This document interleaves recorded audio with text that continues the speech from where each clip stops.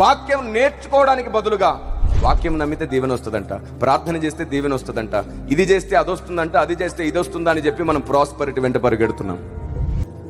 మీకు ప్రాముఖ్యమైన విషయం చెప్తాను, మనం ప్రాస్పరిటీ వెంట పరిగెత్తొద్దు, ప్రాసెస్ వెంట పరిగెడదాం. ప్రాస్పరిటీ మన వెంట వచ్చేస్తుంది. ప్రాస్పరిటీ మన వెంట పరిగెత్తుకొచ్చేటట్లు చేస్తాడు దేవుడు. మనకు ప్రాస్పరిటీ కావాలి, మనకు దీవెనలు కావాలి. మనం శరీరంతో ఉన్నాం, మనం బలహీనులం. ఆయనకు తెలుసు మనం మట్టివారమని ఆయన జ్ఞాపకం చేసుకొనుచున్నాడు అని ఉంది బైబిల్లో.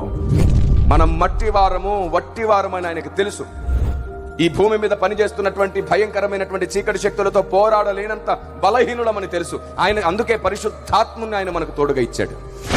అందుకే వరములను ఆయన మనకు అనుగ్రహిస్తున్నాడు. అందుకే అభిషేకాన్ని మనకు అనుగ్రహిస్తున్నాడు. కంటికి కనబడని చీకటి శక్తులతో కూడా పోరాడగలిగిన ఆయుధాలుగా దేవుడు కృపావరములను ప్రసాదిస్తున్నాడు. అది కేవలం వారితో పోరాడడానికి. కానీ విచిత్రం ఏమిటో తెలుసా? కృపావరాలు ఉంటే భక్తి సంపూర్ణం అనుకోకూడదు, అభిషేకం ఉంటే భక్తి సంపూర్ణం అనుకోకూడదు. భక్తి కృపావరాలతో అభిషేకంతో సంపూర్ణం అవ్వదు. దేవుని ఆలోచన విధానం, దేవుని చిత్తానుసారమైన మర్మము నీకు అర్థమైతే ఆ రోజు నీ భక్తి ఈ భూమి మీద సంపూర్ణమవుతుంది.